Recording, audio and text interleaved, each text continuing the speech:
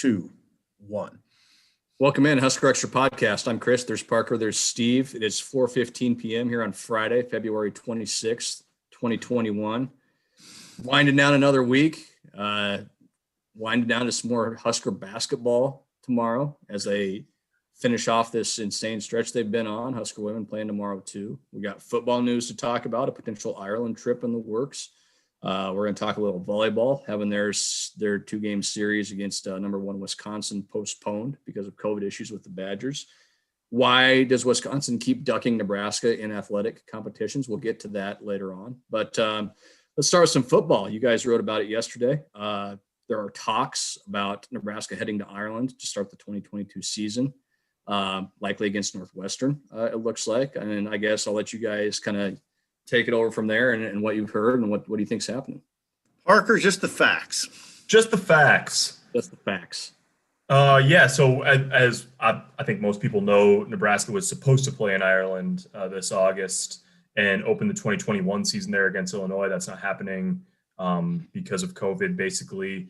And so we knew even when the game was, we thought it was going to be canceled and then it was moved back stateside a couple of weeks ago, that the powers that be, the Aer Lingus Classic, which is the what the event's called, Anthony Travel, who's the travel partner, that they would try to get Nebraska back in that game before too long.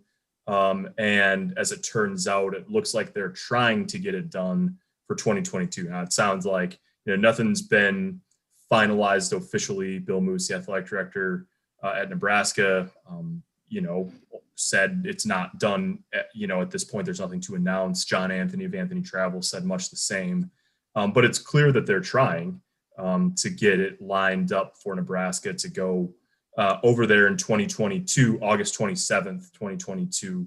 And the most likely opponent that they would play is Northwestern. So, whether it's I's to be dotted and T's to be crossed or more hurdles than that are left, we're not exactly sure, but it certainly seems like they're moving toward trying to finalize a deal to get back to Ireland and play in Dublin in 2022, which would be great for Sipple's, travel life, and it would be great, Chris, for your golfing life as well. Yeah, I think we can all pretty much assume that I'll be along on that trip. Yeah, no doubt. Well, I mean, it seems like a sort of this distant dream, this idea, this picture of us stumbling into Dublin, full Dublin bars, slobbering all over each other, swilling Guinness. I guess that's what you do, right? I don't even know, but swilling. It doesn't. I don't know. It just seems like this fantasy to me right now. Let's just see. I just kind of want to see how this season goes. But yeah, sounds like a fantasy. Yeah, it cropped up last week. We got a tip last week about it, and I'd be surprised if it doesn't happen. Yeah, I'd really be surprised if Nebraska is not a participant. I would be a little less surprised if Northwestern isn't the opponent. I think Northwestern will be the opponent, and that's it. I mean, I think it's exciting. I don't sense a ton of excitement from Nebraska fans, but maybe it's because of COVID. Everybody's probably in that mode where it seems like things like that seem so, I don't know. We've been without that for so long. Yeah, it's just hard to. It's a little bit hard to imagine. I mean, it's a little bit hard to imagine it. Everything that's been scheduled, even stuff that's been formalized, for the last year, has basically been like, okay, yeah, it's scheduled, but we'll see. I mean, shoot, the 2020 football season was on the books for 6 days, and they've already changed around the 2021 schedule, and so that's another element of this that we can talk about. Sipple, is that it would require, or seemingly it would require, some moving pieces schedule wise, and I think there'll be more talk of this if and when the game is finalized. But both Nebraska and Northwestern have games slated for week 1. This would be a week 0, and then both teams have games on week 1. For Nebraska, it's a non-conference home game against North Dakota. It's a little trickier. Northwestern is scheduled to play at Indiana on September 3rd. So there's a little bit of there's moving pieces that sort of have to be sorted through. Bill Moose said, we won't, what did he say, Sipple? We won't read that page until we've read the first page or something like that. Right. That's what he said. And roughly. So, yeah, roughly. So there's some moving pieces in that regard. It seems to me, and this is tea leaf reading a little bit, but John Anthony, the founder of Anthony Travel, told a couple of outlets when the 2020 game was moved, which that was supposed to be Notre Dame and Navy, that they wanted to get Notre Dame back to Ireland as soon as possible and maybe as soon as 2022. But Notre Dame opens the 2022 season at Ohio State. And so they're not moving that game off of week 1. And you would not want to play week 0 and then come back and play Ohio State week 1. So it's the two target fan bases here obviously are Notre Dame in 2020, Nebraska in 2021. It stands to reason, and it goes along with everything that we've heard in reporting out the story that was on the Journal-Star's website yesterday or a couple days ago, that then Nebraska would play 2022, and then maybe they try to get Notre Dame there in 2023. So that's sort of how it lines up at this point. I'd be interested to hear what Frost thinks of it. Scott Frost, the Nebraska coach. Scott Frost. Oh, Scott. Yeah. I got it. Scott Frost. I thought you were talking about Brian Frost. Well, and there might be people tuning in from Albuquerque who are just happened upon us. You know somebody named Jim Frost who is a big Nebraska football fan? No, it's a deal. Maybe you were interested in what Scott's brother Steve thinks about it. You might make the trip from the West Coast. I'd like to think that there's some people that watch us that aren't totally in tune with everything we're talking about. We're not totally in tune with what we're talking about. I'm interested in what Frost would say about perhaps taking a quarterback over there, a first-year starter. Now, maybe it would still be Adrian. I don't think that's a given, and I don't know how you'd feel about a first-year starting quarterback going into that type of situation, a week 0 game in Dublin. That's a really interesting part of it. Now, I don't know what Northwestern will have at quarterback. Wouldn't that, in a way, if it is a first-year starter, be a little easier because you're not in front of the home crowd and you're not under that crush of? No, I don't think so. You're going to freaking Dublin. I mean, it's that's what I'm saying. You're going to Dublin. Like, you're not playing in front of 90,000 psychos in Lincoln. You know, you're playing in front easy. I mean, it's your home ground across the ocean. I don't know. No, I hear what you're saying, but I just disagree. I think taking an overseas trip would be harder for everybody involved. Plus, you're talking about, in this situation, a young quarterback. Opening against Northwestern instead of North Dakota. So, and not only that, but let's remember that Northwestern is coached by a guy named Patrick Fitzgerald, who you'd have to think could drum up a little magic in Ireland. Yeah, it'd be fun. I have this recurring thought in my head though that I'm thinking about Dublin, and then I get over there and it's like going to Grand Island. I mean, I don't think that would be the case. It's just like Gretna for it's exactly like Gretna. That's what Dublin, Ireland is like. We pulled in. Can we just tell since we're biding time until our road trip to Champaign in August of this year. Let me just tell you one quick story from the road from this past year. Okay, go ahead, Parker. We're going to Purdue. So the Purdue trip's already come up in recent podcasts if you're a diehard listener of the podcast. Yeah. Because Sipple was really taken by Hobart, Indiana as a place where I was disappear to. But then, what happens is we drive through Hobart, Indiana, that we stop for gas or something in Hobart. We continue on. We get off of I-65 southbound in Lafayette, Indiana, and we right off the highway, it's just chain restaurants and hotels, and we pull into the Courtyard Marriott right off of I-65 in Lafayette. And as we're getting off the highway, Sipple looks at me and he goes, "This place looks just like Grand Island." And so we get checked in and whatever, and we're lining up what we're going to do for dinner. And we rendezvous with Sean Callahan from Husker Online. And Sean goes, literally the first thing he said to me, God, this place is just like Grand Island. Guys. Lafayette, Indiana should be like the town, the city council should get together and they should make themselves the sister city of sister city action with Grand Island. Parker, you ever been to Grand Island? Yes. I've not spent much time there, but I have been there before. Yeah. All right. Baz has spent a lot of time there, as have I. Oh yeah. Won a Lou Platte Conference golf championship in Grand Island. At Riverside? No, at Indian Head. Okay. I should have probably stopped there and paid homage, but I did not. That was I used to Parker. I used to work at the Grand Island Independent. Lovely paper. I was Samaritan run out of town, but I only remember snippets of that 6 months. But it's an adventurous time. I was blacked out for a young Steve Sipple. I don't remember. I was a young man doing what a young man does. I was 21 years old, so I was 21 years old, living the good life in Grand Island, Nebraska. Doing what a young man does. Doing what a young man does. It's exactly like living in Las Vegas when you're 21, I'm sure. Do you have more bylines or bar fights? All right. I'm sorry I brought that up. We will move on to something else.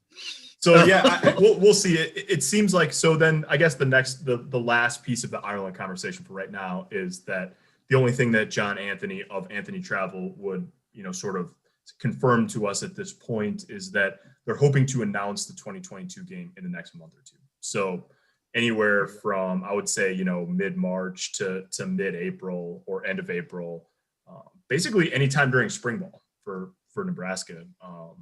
If you want to use that as a benchmark, is sort of the hot zone for that coming together in a final way.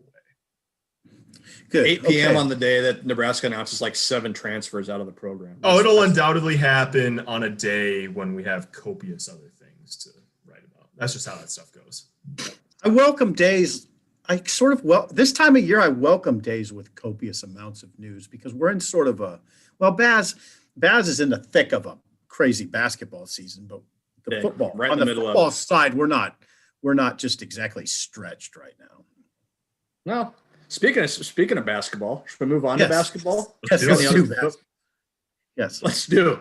Nebraska coming off the rough game last night at Illinois. We talked to Fred Hoiberg at about 8:30 p.m. or so last night, and then we talked to Fred Hoiberg again at 11 a.m. this morning, so about 15 hours apart. And I cracked to Fred that it was very nice for him to join us after not speaking with us for so long. He gave me a polite chuckle about that, and while thinking this is a clown ass, just ask your question. But this weekend will mark the last 2 home games for Nebraska. Minnesota tomorrow, Northwestern on Monday. No, that's not right. They're at Northwestern. Rutgers on Monday. And yeah, that's right. So we talked to Thor Bjarnason and Kobe Webster today, the two seniors on the team who will be honored this weekend, along with Derek Walker. Fred Hoiberg announced will be honored because he's graduating this year and will be the first from his family to graduate college. So congratulations to Derek. That's awesome. I saw that today. You tweet that. That's like pretty remarkable. That's and Fred said it. That's an awesome deal for Derek because obviously for being the first one in his family to graduate, but just what he's gone through the last couple of years, sitting out for a year, being suspended this year. It's been a rough year, on the court. He's been dealt with COVID. He's been sick and had a little trouble recovering from it. So it's pretty cool for Derek. That's going to happen. His mom's going to be able to be here.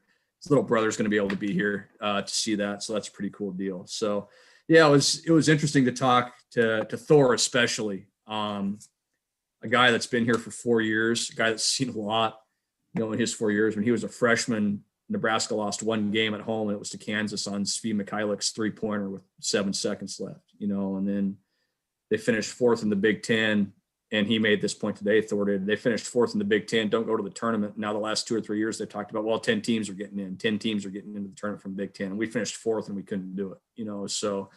And then, of course, the next year they start out ranked.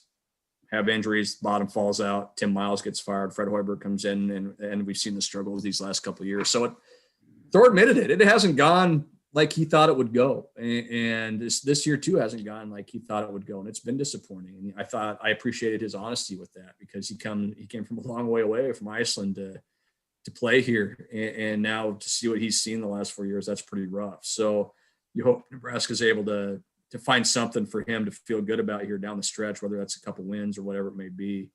And then Kobe Webster, kind of the same thing, kind of took a flyer on Nebraska, committed basically right when COVID hit around here. He met with Fred Hoiberg and Matt Abdelmassih right before the Big Ten tournament started, committed, came here and mentioned that he wanted to see if he could play at this level. And he felt like he had proved that he could play at this level coming off the bench for Nebraska. So 3 guys with 3 very different stories and 3 interesting stories that'll be honored this weekend. And, excuse me, my email's dinging at me here. Let me take care of that.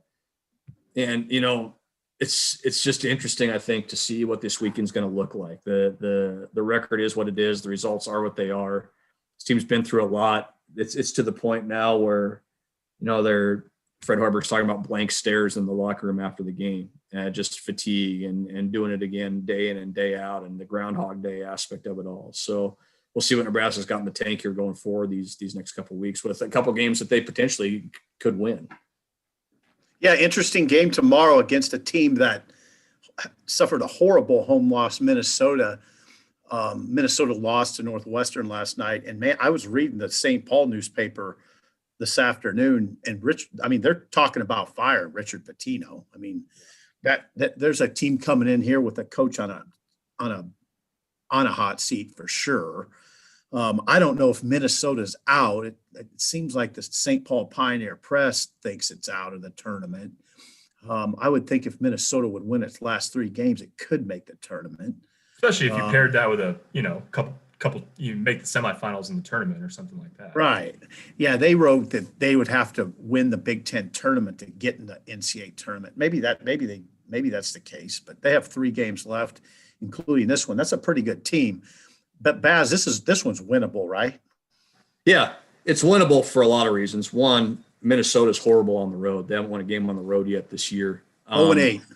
0-8. And 2, they've cratered. They have. They looked bad last night against Northwestern. And Northwestern plays hard, but Northwestern was also a team that lost 13 games in a row. And that game was in Minnesota. 3, they're down 2 starters. They're down Liam Robbins, their 7-foot center, second leading scorer, the Big Ten's leading shot blocker. They're down Gabe Kalsher, the forward who's struggled with his shot this year, but is still one of the best shooters on that team. And they kind of remind me of that Nebraska team a couple of years ago, where they started out so well, then injuries hit, bad luck hit, and man, they collapsed at the end of the year. And by the time they got to the Big Ten tournament, they were running on fumes. And that's what it looks like to me. It's a team that I think is tired. It's a team that maybe saw its season go up in smoke last night. I think it's going to be interesting to see which team has more motivation tomorrow, with Nebraska playing the way it did at Illinois and Minnesota coming off that loss. Which team can kind of show up out of the gates first? Can Nebraska come out, get a strong start like they've had several times this year, and put that team down early? And maybe you put that game away early if you get off to a good start and kind of kick Minnesota in the teeth a little bit. But if the exact opposite happens, if Minnesota comes out firing, then who knows what it looks like. I think that first time they played, Minnesota won by double digits, but if Nebraska would have even been competent offensively in that game, that's a game they could have won. So there's not a lot of difference between these 2 teams talent-wise, I don't think, but it's just a matter of who's going to be more motivated tomorrow to want to show up and actually play a game. Yeah, I think you got to – did Fred say anything today about Teddy Allen's wrist issue? Not specifically. He said that if they would have held a normal practice today, that he had 3 guys that probably wouldn't have been able to practice. So you assume Teddy Allen is a part of that group, just because he mentioned this last night. Teddy Allen's been dealing with a wrist issue for the past several weeks, or for a while, is the way Fred Hoiberg put it. That includes his 41-point game the other night, and he's been playing pretty well despite having a banged up wrist. And we saw him kind of holding it last night. He was holding it in the Penn State game, and if it gets hit, he feels it. If it gets bent the wrong way, he really feels it. And look, that's your leading scorer. He's been your best player since they've come off this pause. He's shooting good percentages. He's rebounded the ball well. He's the team's second leading assist guy since they've come back. So if you're going to win some of these games, you need that guy. And look, he's hurt, and he's probably just going to be hurt the rest of the year. But how much can he give you come tomorrow, come Monday against Rutgers, and those last couple games against Northwestern and Iowa? Because they need him to be as good as he can be offensively if they're going to have a chance in these games. It's interesting. Yeah, Fred seemed a little impatient with the way they ran their offense against Illinois, talking about guys diving into piles, turning it over, and then pulling the guy, and then seeing the guy do what he said is the same damn thing. I'll tell you something. Fred draws up good plays, and they routinely screw him up. How often have we seen, or how often have we heard this year? Well, they got a good look, they just didn't make it. Yeah. Or they would have had a good look, but they threw the ball 8 feet over some dude's head out of bounds. It's a team. And I said this towards the end of last year too. I don't know if I've ever seen a team with this record where you say, man, they're really well coached. Like you can tell Fred's a good coach. But they have not executed when they've had the chance. They have not made shots when they've gotten open. Look at the Penn State game the other night. They got a wide open 3 for Trey McGowan's at the end of that game, and they had a chance to tie that game, but they made too many mistakes before that. They got killed on the glass, and the turnovers really hurt them. And, some of that's probably a product of fatigue, especially the sloppy turnovers where you're just throwing it right to guys and the mental mistakes and things like that. But, as Fred Hoiberg said, you got to find a way to move past that. You got to find a way to summon it up and find a way to play the right way and play hard for 40 minutes. So this team is going to have chances to win because of the guy on the sidelines. He's going to put them in positions where they're going to have the opportunities to make shots and to have a chance to win against Minnesota. And it's up to these players to find a way to do it. And they're tired and they're hurt and they're sore and they've lost a lot, but you've got a chance this weekend. You've got a chance tomorrow to win a game. And then Rutgers coming in here, who's been hot and cold. I'm not saying you're going to win that game, but you'll have a shot. You can beat Northwestern, so there's chances there to have some positive outcomes at the end of the season. It's just what do these guys have left in the tank when it comes to energy, and what do they have left in the tank when it comes to motivation? It's interesting, and I know it get lost in a long losing streak and all of that.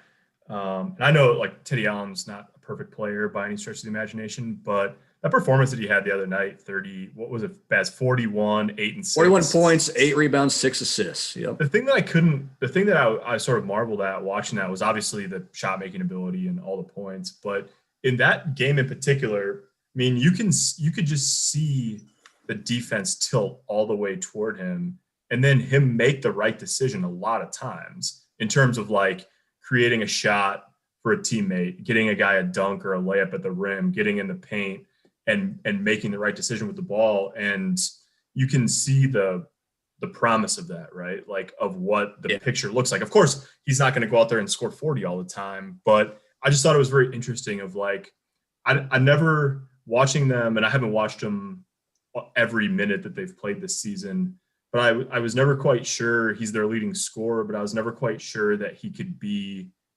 the centerpiece of a team or a program, like the guy that you build your system around. But man, he looked like it on that night at least, and it was a heck of a outing, not just in the points that he scored. So I don't know what the future holds there, certainly, or how, if he's a role player, complementary player, scorer, centerpiece, whatever down the way. But I mean, you saw the flash of what it can look like.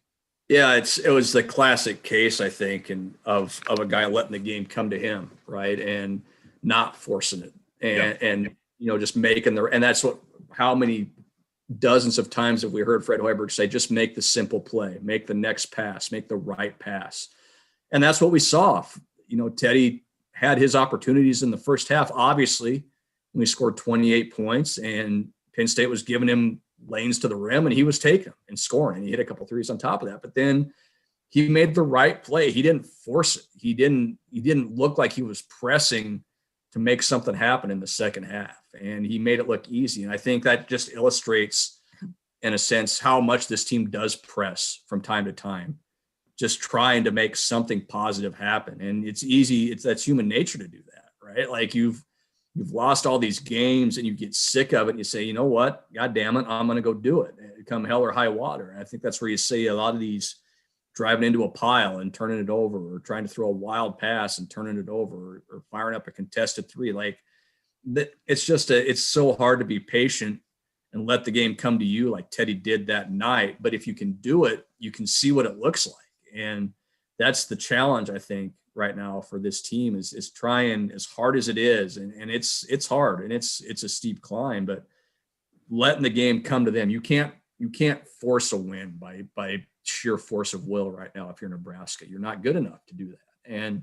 But you can see what happens if you let it happen. And again, that's so much easier said than done, just to say, we're going to let this happen if we just do these things the right way. So if they can find some of that over these next couple of weeks, Fred Hoiberg now has something he can show these guys that, look, I know you guys want to win, but you've got to let it happen too, and try not to press so hard and push so hard to make something happen that you're just causing a bunch more mistakes than you need to be causing. Yeah, Teddy Allen is, I was thinking about this last night. He's one of the most interesting players I've seen at Nebraska in my time. I mean, in 40 years. Well, I'm 54. I've been watching it really close since I was 9 or 10. He's definitely one of the most intriguing players because he's not a very good athlete, but he still can score. He put 41 on I'd say that's a pretty good Penn State team. A lot of people push back on that, but I think Penn State's pretty good. Scored 41 in a Big Ten game. It doesn't matter who you're playing. Yeah. That is an amazing achievement. He's averaging 18 or so a game. I think it's 17.2 right now. Yeah. Yeah. I mean, he's been pretty consistent. And his shooting splits have been really good since the break. 50% from the field, about 42% from 3-point range, and 75% at the line. Like he's interesting because his 3-point shot's good. It doesn't look real pretty. But he does. He's a lot of guys in this day and age don't have a mid-range game. He does have a mid-range game, and he goes to the hole. He can get to the hoop even though he can't jump. The reason he can score around the rim is because he's extremely crafty. He has a wide array of shots. Yeah. And he does the spin move to his right. That's one thing about his game that's really predictable, is he always spins to his right. But there's not that much that's predictable about what he does. He shoots a kind of a herky-jerky fall away. Yeah. He gets his shot up against guys that are bigger than him, and you think, oh, that's a terrible shot. Then it goes in.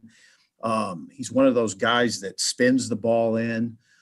He uses the glass well. Got an old man game a little bit. He's got a little bit of that. But he's not a terrible athlete. No, well, no, you're not. If you're scoring 17 a game in the Big Ten, right. you're probably exactly. But he just can't jump.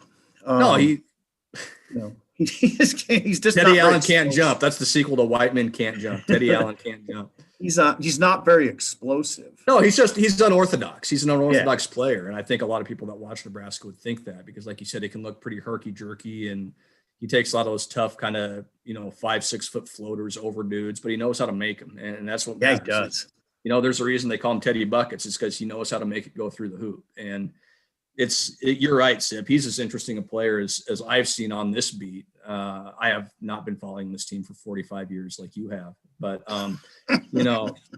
he's just an interesting player to watch. And when he's good, boy, he's fun to watch, because he can score it. And then we saw the other night, he can get other guys involved too, and he can rebound a little bit. And I think it was he accounted for 30 of their 38 points in the first half against Penn State. Like, that's an insane number.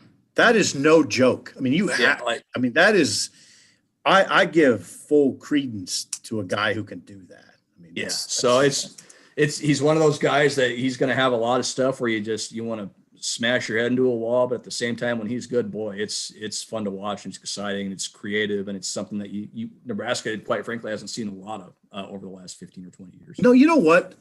As far as the smashing your head against the wall with things he does, I haven't seen a lot of that lately. I think he's played pretty smart lately. I know the coaches had to get into him against Penn State because he didn't get back on D one time, but generally speaking, he's okay there. I mean, he doesn't. Yeah, he's not. He's been good since the show. Yeah, he plays ever since he sat that game out at Minnesota. Oddly enough, he's been really solid and really good, and played within himself for the most part. So you hope for Nebraska's sake and for his sake, his wrist is able to get healed up a little bit, and he can have a strong pusher at the end of the year. And you mentioned Walker. Walker's played pretty well since he's been available. He's a revelation. He's definitely I'll tell you one thing about him. He's got an incredibly good attitude.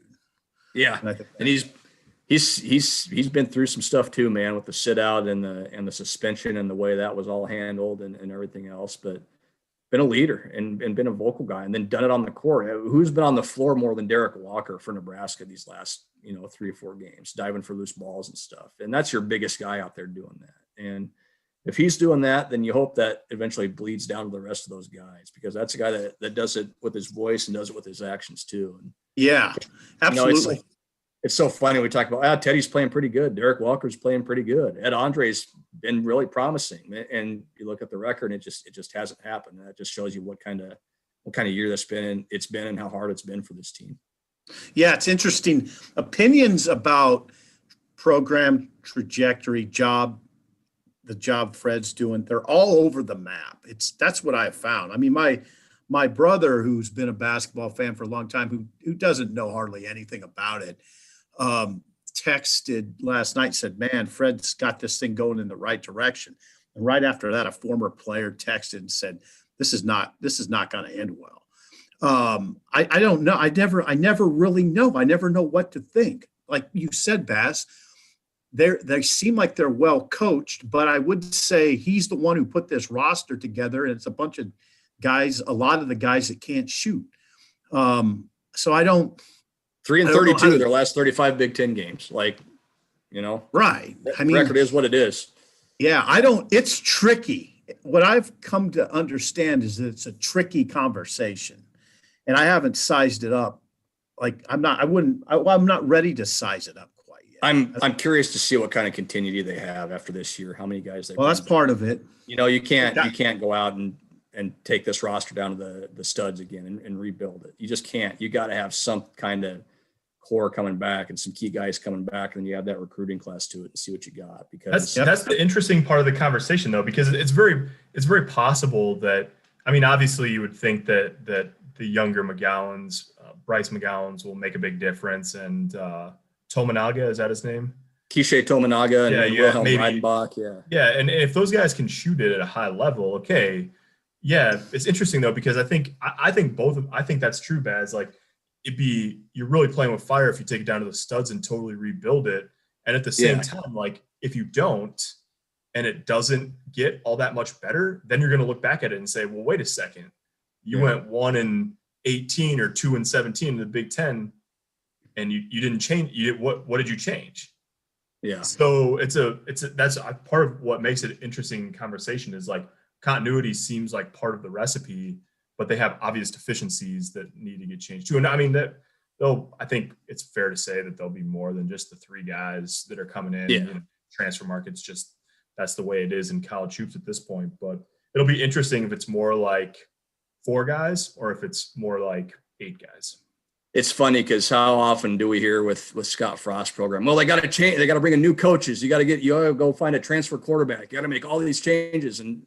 And Scott Frost says, no, we need continuity. We need continuity. And what's happened on the basketball side? They've completely torn it up and rebuilt it twice, and look where they're at. So you got to find that happy medium somewhere. Yeah. And obviously different sports, apples to oranges, but that's why Fred Hoiberg's getting paid a lot of money. He's got to find that balance and find the right set of guys to get in there and get this thing going. That's right. I think you got it pretty right though, Baz. It's probably a core guy. You got to find the right core guy. The core of guys, the right ones to get back here. Yeah. And who knows what the schedule looks like next year. The Big Ten will probably not be as good as it is this year. Who knows? But that's part of it. Should be a little easier. You should be playing in front of fans again. You want to deal with shutdowns and all this other stuff. And I know I hate it as much as anybody, but it's just been, look, they've had it tough this year, and they're not the only team that's had it tough, but man, with where this roster's at, with where this program's at, this is about the worst time possible for all this stuff to happen. What's happened. So it is what that's what it is. So whether it ends well, whether it doesn't, who knows? But I don't think we've really even seen yet what kind of program or what kind of team Fred Hoiberg can put on the floor when he has everything that he wants to have to make it go. That's probably the key, is can he get that? Yeah, Can he that's get the thing. everything he needs? Yeah, exactly. That's probably comes down to that. Yeah. So yeah, it'll be an important offseason in that regard. You make sure you get those 3 signees to campus. You go find a point guard in the transfer Got to portal. find a point.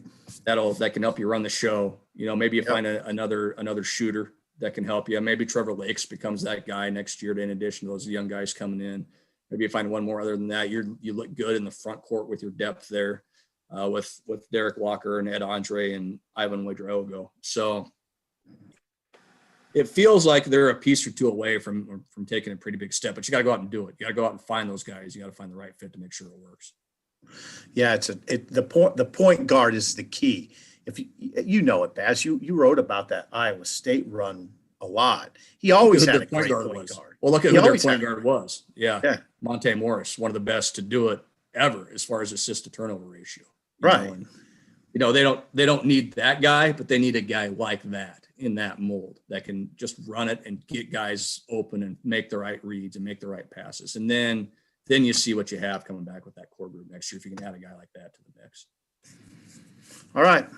I think I got to head out. You got to head out. We're going to wrap this baby up. We thank everybody for tuning in. We'll be back next week. We'll see what we have to talk about. Until then, talk to you next time.